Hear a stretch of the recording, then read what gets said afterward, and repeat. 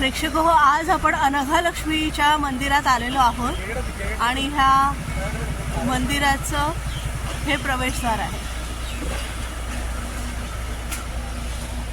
समोर इथे सुंदरसं दत्त सरोवर आहे।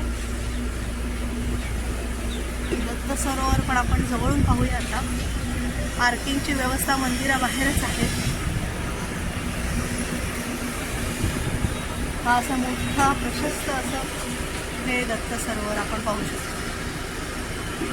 अनघालक्ष्मी देवळाच्या समोर दत्त सरोवर। गुरुदेव दत्त।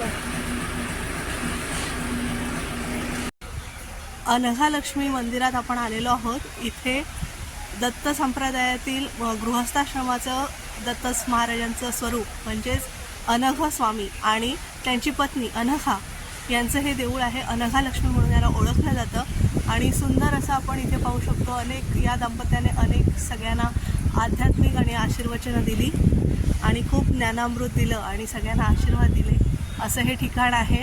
यांना अष्टपुत्र झाले म्हणून त्यांना अष्टलक्ष्मी असंही म्हटलं जातं।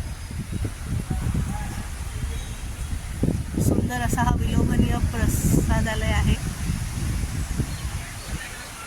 गोपुरम आहे आणि पुढे दत्त सरोवर आहे।